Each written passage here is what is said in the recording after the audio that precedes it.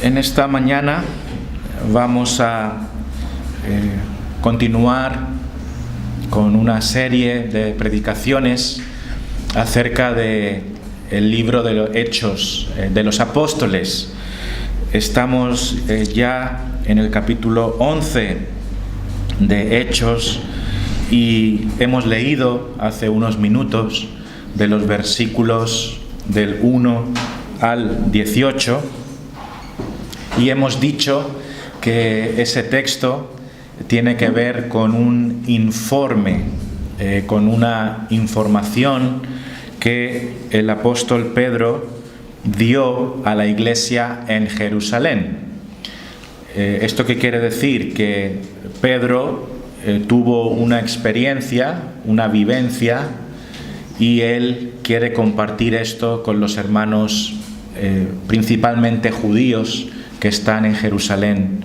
Esa vivencia fue el encuentro que él tuvo con Cornelio, el centurión, donde él aprendió que el Evangelio no es solamente para los judíos, sino que también es para personas de toda raza, de toda cultura y de toda nación. Entonces, hoy vamos a ver cómo Pedro da ese informe a los hermanos de Jerusalén, y lo primero que quiero hacer es solamente mencionar la estructura general del texto que hemos leído. Lo primero, vemos aquí en este capítulo 11 cómo los judíos, los hebreos, pues oyeron que los gentiles habían creído en el Señor Jesucristo, ¿no? Les llegó esta información. Eso lo vemos en el versículo 1 del capítulo 11, porque dice: oyeron los apóstoles y los hermanos que estaban en Judea que también los gentiles habían recibido la palabra de Dios. Entonces ahí está esa información que llegó a los oídos de los judíos, ¿no? Dice aquí que los apóstoles y los hermanos que estaban en Judea oyeron que también los gentiles habían recibido la palabra de Dios. Entonces, como sabemos, los gentiles en la Biblia no tiene el significado simplemente de ser alguien amable. Cuando escuchamos la palabra gentil, ¿no?, en español, significa también amable, ser alguien educado, buena persona. Pero en la Biblia, gentil también significa alguien que no pertenece a la tradición hebrea. Por ejemplo, cualquier persona hoy aquí que no sea de trasfondo judío, somos gentiles. Yo diría que la mayoría de nosotros, por no decir todos, somos gentiles, ¿no? Entonces, este es el primer punto, el primer bloque de este texto. Después vemos que hay un cuestionamiento, hay unas dudas, hay una sospecha de parte de los judíos, porque ven algo raro aquí. ¿Cómo es posible que también los gentiles crean en Jesucristo, ¿no? Porque al fin y al cabo, ¿quién era el pueblo de Dios? Los judíos, ¿cierto? Entonces, algunos hermanos hebreos reaccionaron cuestionando esta información. No se fiaban mucho, no les encajaba realmente. Si los hebreos somos el pueblo de Dios, ¿cómo es posible que haya gente que no sea de Israel y que Dios les acepte? No les encajaba, ¿no? Y claro, no debemos interpretar esto necesariamente como algo malo de parte de estos hermanos, porque al fin y al cabo tenían razón, hasta donde ellos conocían, ¿verdad? La salvación era para los israelitas. Entonces creo que es bueno comprender que algunos hermanos podrían estar confundidos, necesitaban aclaración de cómo es posible que Dios acepte a los gentiles. Y al final de esta historia de hoy vemos a estas personas hebreas gozándose en que también Dios concedió arrepentimiento a los gentiles. Entonces, no son judíos necesariamente, por llamarlo de la manera más simple, malos, por decirlo así. Vemos judíos con corazones duros en las Escrituras, pero evidentemente vemos hermanos hebreos llamados por Dios. Entonces, este cuestionamiento, estas dudas, están del versículo 2 al 3. Dice el versículo 2: y cuando Pedro subió a Jerusalén, disputaban con él los que eran de la circuncisión. Ahí está, ¿veis? Disputaban con él, o sea, le preguntaban, discutían con él. ¿Quiénes? Los que eran de la circuncisión.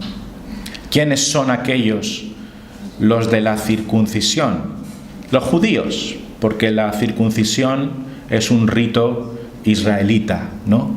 Que consiste, como sabemos muchos, en una extirpación de la piel, ¿verdad?, del varón, de lo que sería el prepucio, ¿verdad?, esa parte que cubre. Eso era un rito judío que era una marca y que hoy en día se sigue practicando. Era un símbolo, una señal. La circuncisión es una señal que se hacía a los varones israelitas al poco tiempo de nacer, y que en resumen era una marca de pertenencia al pacto de Dios. En pocas palabras es como decir, era una marca de pertenecer al pueblo de Dios, en pocas palabras, ¿no? Entonces, claro, los de la circuncisión, los israelitas, veían muy sospechoso que los incircuncisos, o sea, los que no tenían la circuncisión, pertenecieran al pueblo de Dios. Esto, ¿cómo es posible? ¿Verdad? Y la explicación es que los verdaderos israelitas que pertenecen al pueblo de Dios no son los que tienen circuncisión en la carne, sino que son aquellos que tienen circuncisión en el corazón. Eso es lo que importa. Ese es el pueblo de Dios en toda la historia, los circuncisos de corazón. Es un buen pensamiento para ti, ¿no? ¿Tienes un corazón circuncidado? No importa que seas judío o no lo seas, lo que Dios quiere es un corazón circuncidado, lo que significa un corazón arrepentido, un corazón humillado, un corazón contrito delante de Dios por tu pecado, y un corazón también reconciliado con Dios, ¿verdad? Entonces, ahí vemos este cuestionamiento de los hermanos judíos. Oye, ¿cómo nos estás diciendo que los gentiles también creen? Esto no nos encaja. Y en el versículo 3 vemos cómo continúa ese cuestionamiento. Dice el versículo 3: ¿por qué has entrado en casa de hombres incircuncisos y has comido con ellos? ¿Veis? ¿Cómo se te ocurre entrar en esa casa de personas que no son judías y has comido con ellos? ¿Cómo se te ocurre? Y ahí vemos cuando Dios dice a Pedro y nos dice a nosotros que aquello que Dios ha limpiado no lo llamemos nosotros sucio, no lo llamemos nosotros inmundo. Qué precioso, ¿no? Cómo el pueblo de Dios son personas de todos los países, de toda lengua, de toda raza y de toda cultura. Entonces hemos visto dos bloques, ¿no? El primero, los judíos oyen que los gentiles creyeron. El segundo bloque es el cuestionamiento de los judíos, que es versículo 2 al 3. Y después hay un bloque bastante grande que va desde el versículo 4 hasta el versículo 17, que es el relato, la explicación de Pedro. Pedro explica qué pasó, que él tuvo una visión, ¿verdad? Que unos hombres fueron enviados para que él fuese a la casa de un centurión, les explica todo lo ocurrido, ¿cierto? Y esto va desde el versículo 4 al 17. Es la explicación de Pedro a los hermanos en Jerusalén de qué había ocurrido. Y por último, el último bloque es el versículo 18. Y en ese versículo vemos la reacción de los judíos. ¿Cómo reaccionan los hermanos de Jerusalén ante este relato?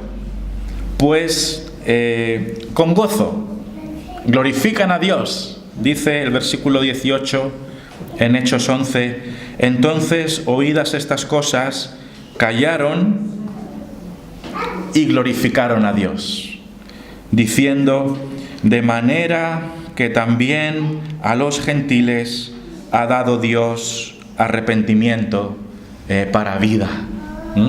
A los gentiles también ha dado Dios arrepentimiento para vida. Esa es la reacción de los hermanos israelitas ante el testimonio de Pedro. Entonces, antes de profundizar en las lecciones y en las aplicaciones para nuestra vida, pues hubo algo que pensé que era importante aquí, porque lo que Pedro hace con los hermanos en Jerusalén es que les cuenta lo que Dios había hecho, ¿verdad? En el capítulo 10, que fue lo de las visiones, lo de que Pedro fue a la casa de Cornelio, de que les predicó el Evangelio, de que muchos creyeron, ¿no? Lo que hizo Pedro fue dar testimonio de lo que Dios hizo. Y solo esto creo que es algo que nosotros también debemos hacer. Decirle a los hermanos y a los demás testimonios de lo que Dios hace. Porque al fin y al cabo lo que Pedro hizo fue comunicar lo que Dios hizo, ¿no? Algo precioso. Y creo que muchas veces nosotros no compartimos lo que Dios hace en nuestras vidas. Salvando las distancias, ¿verdad? Quizá Dios no estemos hablando de un evento tan significativo y trascendental en la historia de la Iglesia como fue cuando Dios abre, por así decirlo, ¿me entendéis? Al menos en el tiempo, este mensaje a los gentiles, lo cual marca un punto de inflexión histórico en la historia del cristianismo, ¿verdad? Quizá nosotros no vayamos a contar eventos tan trascendentales en la historia del cristianismo, pero aún así yo pienso que debemos compartir lo que Dios sigue haciendo hoy, porque nuestro Dios es un Dios vivo, es un Dios real, es un Dios que nos demuestra cada día sus obras, ¿o no? ¿O es un Dios muerto que no hace nada? Claro que no. Él actúa en nuestra vida. Él nos libra de situaciones. Él nos provee cuando necesitamos y pensamos que no nos va a proveer. Él sana nuestros matrimonios. Él nos liberta de nuestros pecados.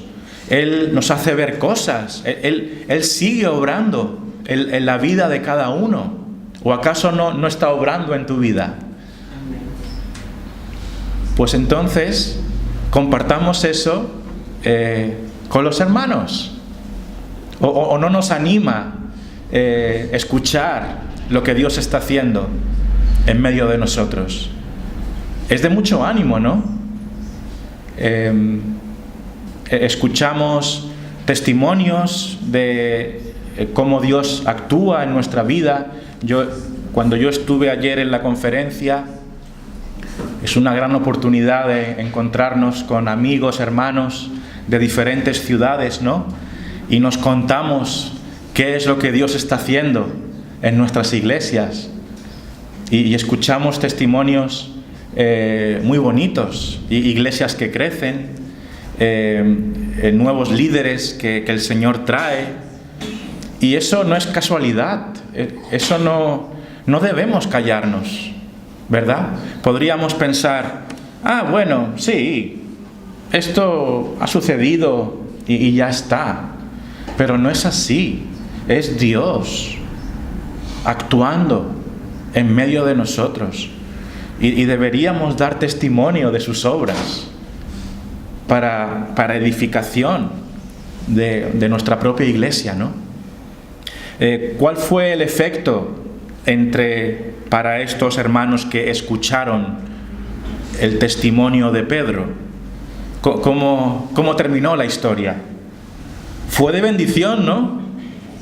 Al final dice que glorificaron a Dios por lo que Dios había hecho en la casa de Cornelio. Fue de ánimo, este testimonio edificó a la iglesia, ¿cierto? Al final dice que los de Jerusalén dijeron: gloria a Dios, que también a los gentiles el Señor les ha concedido arrepentimiento.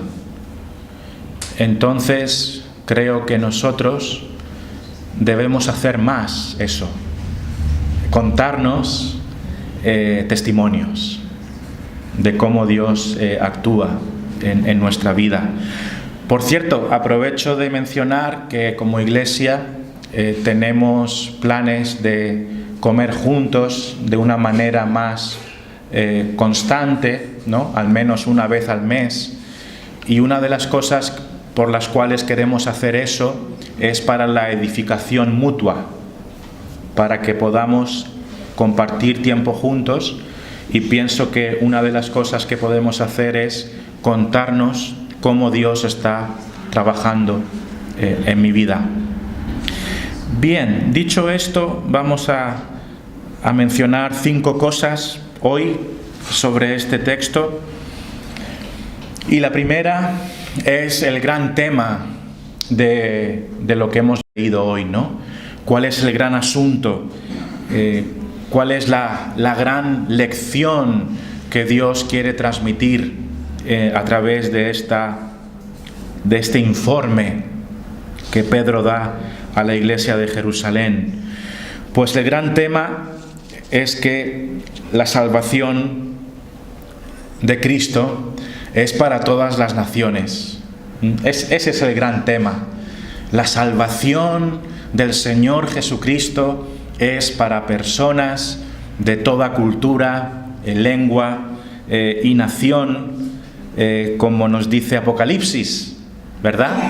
Cuando estemos en el cielo habrá personas de toda nación, de toda tribu, de todo pueblo y de toda lengua. El Evangelio no entiende de barreras culturales. El Evangelio es para todos los seres humanos. Es un mensaje para todo aquel que quiera conocer a Dios. Hay perdón de pecados para todo aquel que se arrepienta. No importa su trasfondo, no importa su religión, no importa su condición social. El Evangelio es la buena noticia de que si nos arrepentimos de nuestros pecados y confiamos en Jesucristo, Dios nos perdona, Dios es nuestro Padre y tenemos la entrada al cielo gratuita gracias a la sangre de Cristo Jesús. Este es el gran mensaje, el precioso mensaje del Evangelio que ha de ser predicado a toda criatura, a toda nación, a toda persona, no importa su color de piel, su idioma, porque es el mensaje de Dios para los seres humanos en todo el mundo. Qué precioso Evangelio el que tenemos, ¿no? Es bien llamativo, os quiero hacer ver una cosa que los estudiosos detectan aquí. Es súper llamativo que Pedro lo que está haciendo en el capítulo 11 básicamente es repetir casi con las mismas palabras lo que se relató en el capítulo 10. Porque en este capítulo 11 leemos que lo que Pedro hace es contar todo lo que sucedió cuando él tuvo la visión y todo lo demás, ¿no? Porque fijaos en el versículo 4, en el 4 del capítulo 11, dice: entonces comenzó Pedro a contarles por orden lo sucedido, diciendo: estaba yo en la ciudad de Jope orando y vi en éxtasis una visión, algo semejante a un gran lienzo que descendía, que por las 4 puntas era bajado del cielo y venía hasta mí. Cuando fijé en él los ojos, consideré y vi cuadrúpedos terrestres, etcétera, etcétera, ¿verdad? Ahí es cuando viene la voz y le dice: Pedro, mata y come, ¿no? Y Pedro dice que él nunca ha hecho eso, que nunca comería algo inmundo, pero la voz le dice que lo que Dios ha limpiado, él no lo llame inmundo. Pero si nos damos cuenta, toda esa información es prácticamente lo mismo que se relata en el capítulo 10. La pregunta es, ¿por qué? ¿No? Escuchaba ayer a Sinclair Ferguson diciendo, quizá el autor de Hechos no era muy bueno redactando, porque si ya dio detalles de lo que ocurrió, ¿para qué se pone a escribir de nuevo lo mismo? A lo mejor se olvidó y fue redundante, ¿no? Pero sabemos que el autor de Hechos era un hombre muy preparado. ¿Quién era el autor de Hechos? Lucas, el médico. Entonces, es un excelente escritor, lo cual la historia ha demostrado que sus documentos eran de un excelentísimo nivel, a nivel de redacción. Lógicamente no fue un error que veamos 2 textos muy semejantes con la misma idea, porque en el capítulo 11 se nos relata prácticamente lo mismo que se nos dice en el versículo 10. ¿Por qué? Porque fue un evento muy importante. Fue un evento muy importante en la historia de la Iglesia. Es el momento en la historia de la Iglesia cuando el Evangelio toma una dimensión universal. Es cuando Dios quiere decirle al mundo con claridad, mi Hijo Jesucristo no vino solamente para los judíos, ha venido para todo aquel que crea, de toda nación, de toda tribu, de toda religión. Es la apertura del mensaje de Cristo para todos los pueblos. Y entonces era necesario enfatizarlo, era necesario decirlo, era necesario proclamarlo, que el Evangelio es para todas las personas. Y ese es el propósito de que en nuestra Biblia salga este énfasis, porque no era cualquier cosa, no era simplemente un evento más. Es que a partir de ahí el Evangelio se expande, ¿no?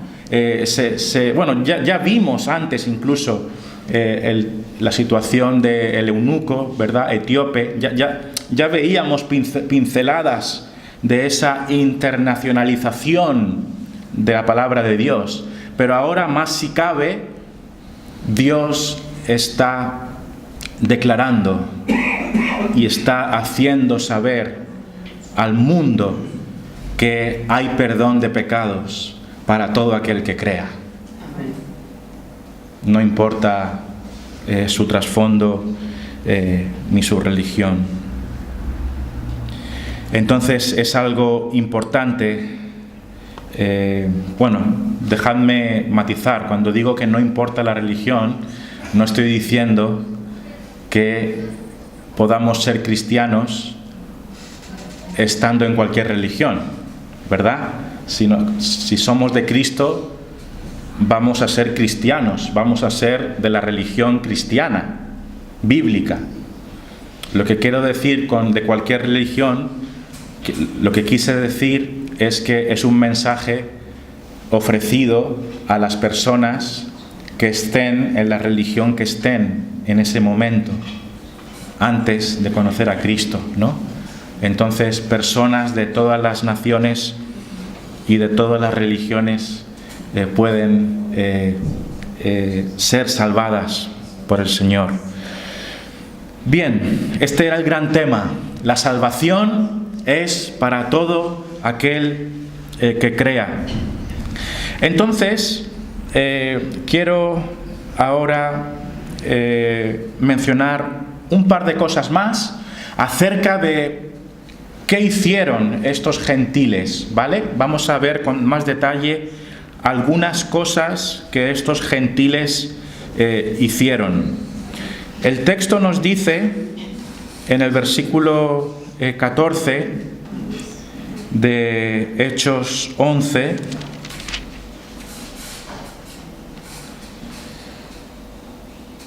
que oyeron palabras de salvación. Los gentiles oyeron palabras de salvación. Fijaos lo que dice el versículo 14. Dice: Él te hablará palabras por las cuales serás salvo tú y toda tu casa. Él te hablará palabras por las cuales serás salvo tú y toda tu casa. ¿De quién está hablando aquí esta frase? Se está hablando de cuando a Cornelio, ¿verdad?, al centurión, se le dijo que alguien vendría a su casa. ¿Quién era ese alguien? Pedro, ¿no? Que Pedro vendría a tu casa y él, Pedro, te hablará palabras por las cuales serás salvo tú y toda tu casa. Aquí esta frase es cuando predicando lo vivido, la experiencia vivida. Y dice el versículo 13, por ejemplo, quien nos contó cómo había visto en su casa un ángel. ¿Ese quién era? Quien había visto en su casa un ángel, Cornelio, ¿no? Que se puso en pie y le dijo: envía hombres a Jope y haz venir a Simón, el que tiene por sobrenombre Pedro, y él, o sea, Pedro, te hablará palabras por las cuales serás salvo tú y toda tu casa. ¿Qué énfasis quiero hacer aquí? Para ser salvado, la Biblia nos habla de una salvación, es necesario escuchar unas palabras. Es necesario oír unas palabras. Esas palabras es el mensaje de Cristo, de que Jesucristo vino a este mundo para morir en una cruz y que por nuestros pecados, y para que todo aquel que crea en Él y se arrepienta de sus pecados tiene la salvación eterna. Ese es el mensaje del Evangelio, ¿no? Y eso fue lo que Pedro explicó a la gente que estaba en casa del centurión romano, de Cornelio. Pero esto es lo que yo quería enfatizar. Él te hablará palabras por las cuales serás salvo tú y toda tu casa. La salvación viene a través de escuchar palabras, de entender lo que Jesús ha hecho. Vemos que lo que hizo precisamente Pedro fue predicar el Evangelio, ¿no? En la casa en la casa de Cornelio. No me voy a detener en esto, pero si miramos el capítulo 10, cuando Pedro fue a la casa de Cornelio, ¿no? Y estaba su familia allí, Pedro no simplemente habló del tiempo. ¿Cómo estáis? ¿Cómo os llamáis? No, les predicó a Jesucristo, ¿no?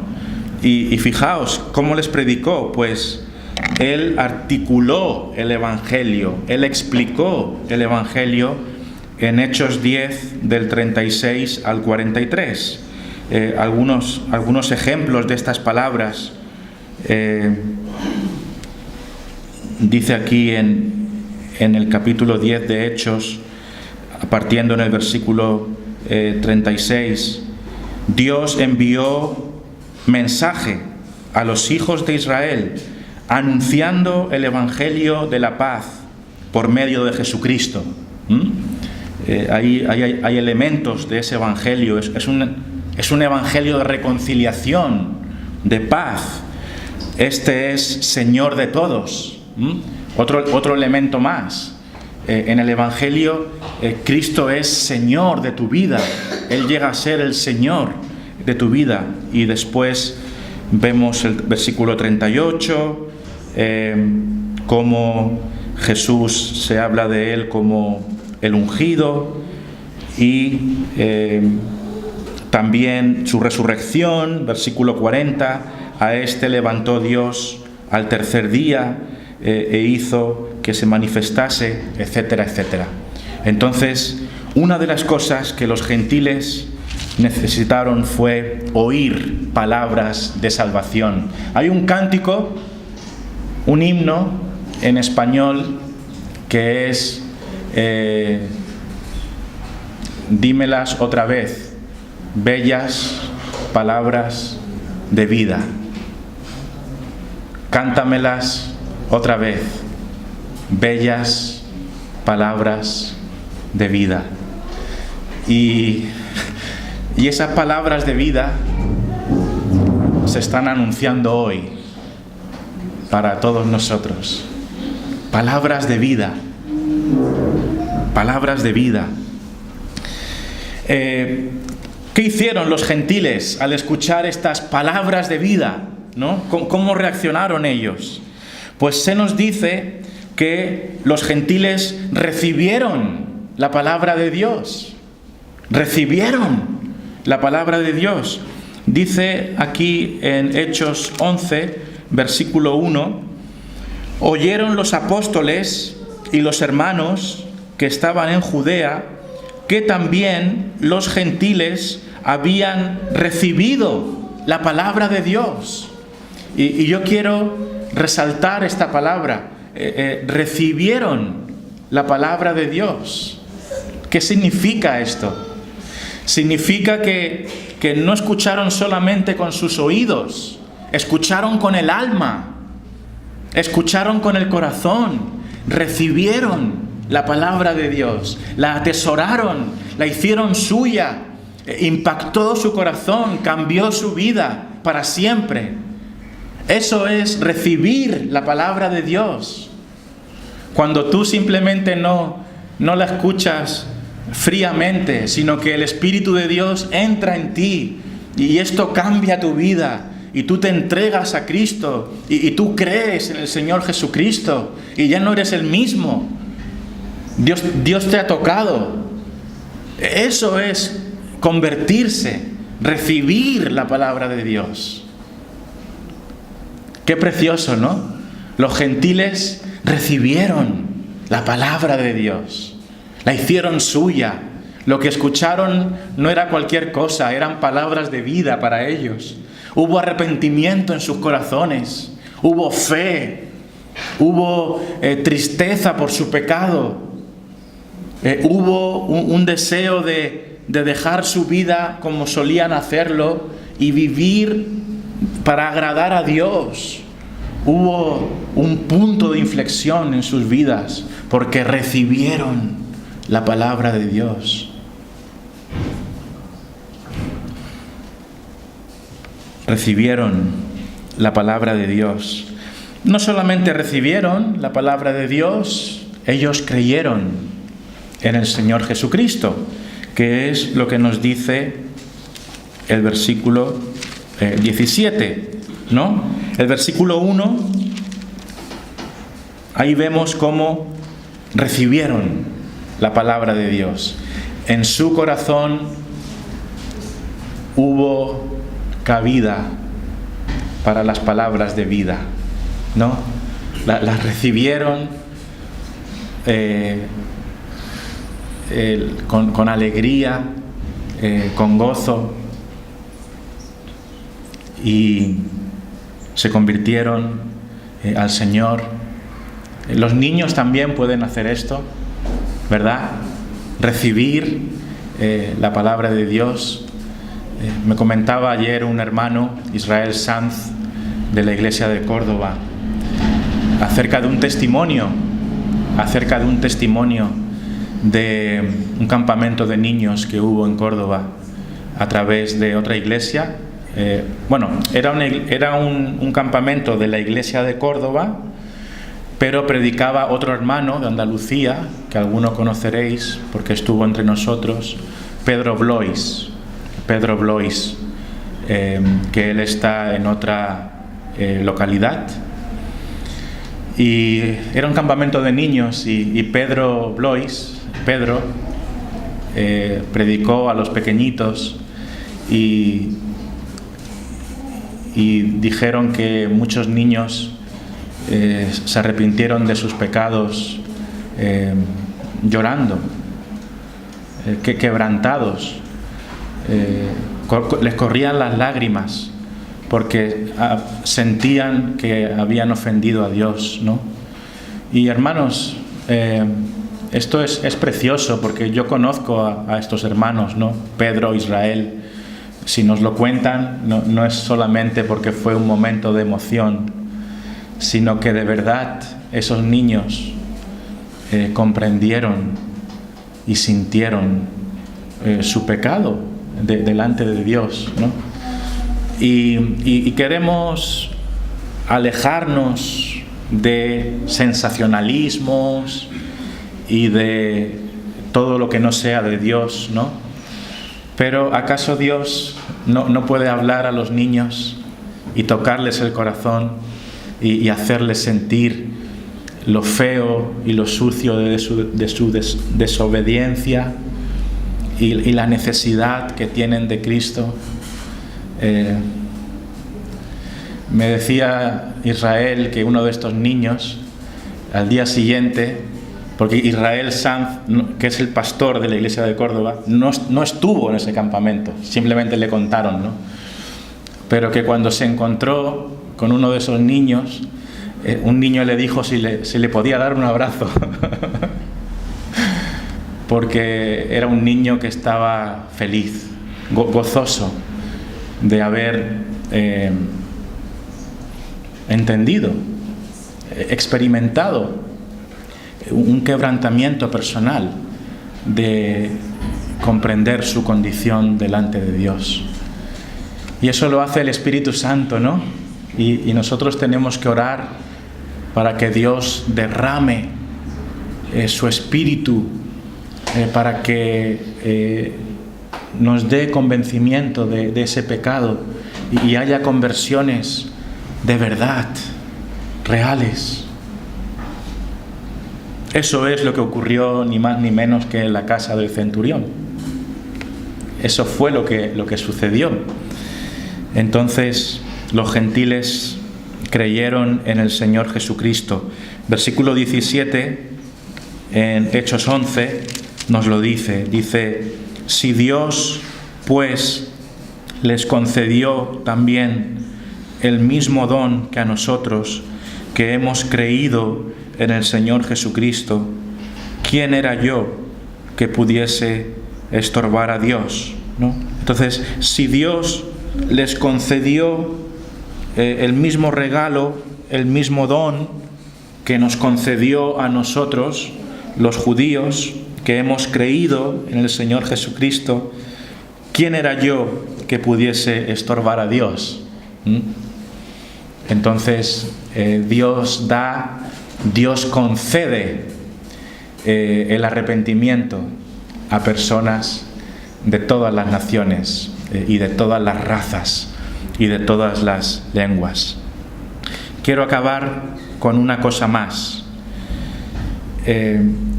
Los gentiles no solamente oyeron palabras de salvación, no solamente recibieron la palabra de Dios, no solamente la abrazaron, la hicieron suya,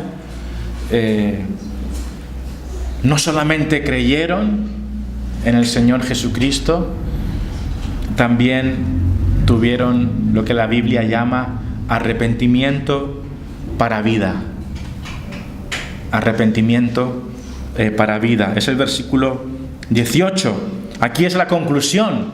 Es cuando estos hermanos judíos se quedaron callados, ¿no? Cuando os podéis imaginar la escena, Pedro explicándoles todo esto y ellos pensando, ¿no?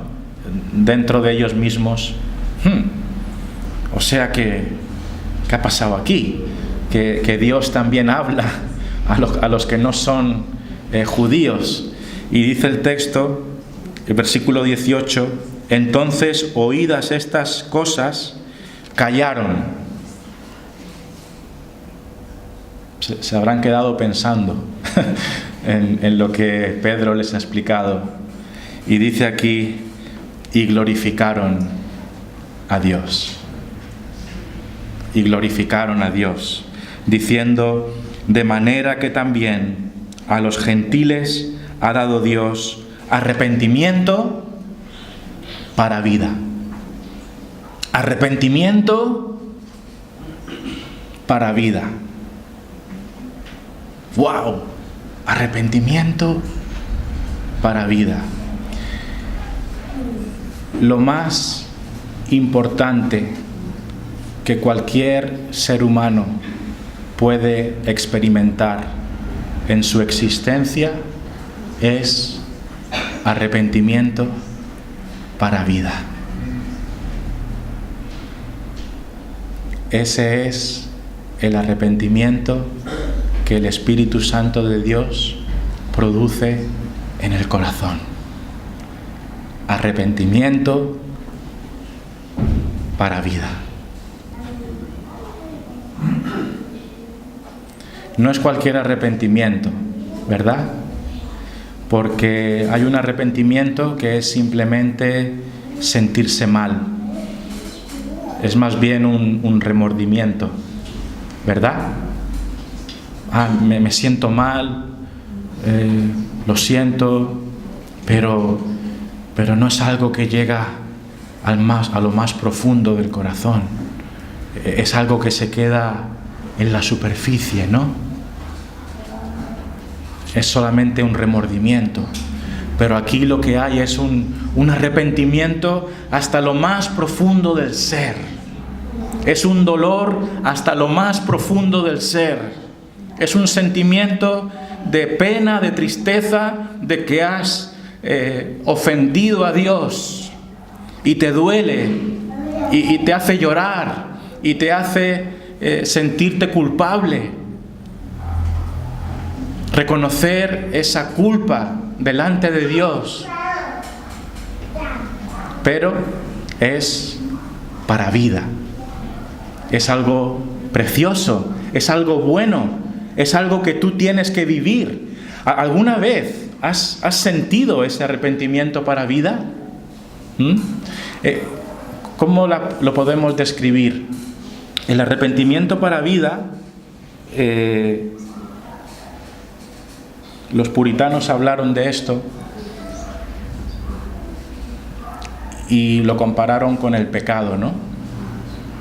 El pecado comienza siendo dulce y termina siendo amargo. ¿Sí? ¿Es así el pecado?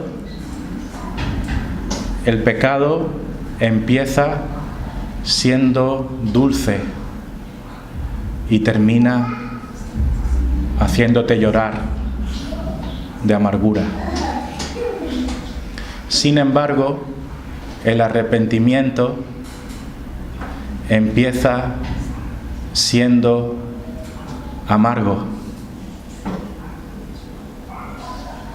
pero termina siendo dulce, porque el Señor te ha perdonado todos tus pecados para siempre. ¡Wow! ¡Qué dulce, qué dulzura la del Señor Jesucristo, que te perdona todos tus pecados cuando tú los confiesas! Cuando tú vienes con amargura, con pesar, con tristeza por lo que has hecho delante de Él y confiesas tus pecados al Señor Jesucristo, Él te perdona con su gran misericordia. Qué amoroso es el Señor, qué tierno es Jesús, que nos abraza, nos dice, no pasa nada, estás perdonado. Eso es arrepentimiento para vida. ¿Alguna vez lo has vivido? Pídele al Señor que te dé arrepentimiento. Al fin y al cabo, aunque lo debemos hacer nosotros, ¿no?, es una concesión divina, porque fue precisamente lo que los judíos entendieron. Dice aquí, de manera que también a los gentiles ha dado Dios arrepentimiento para vida.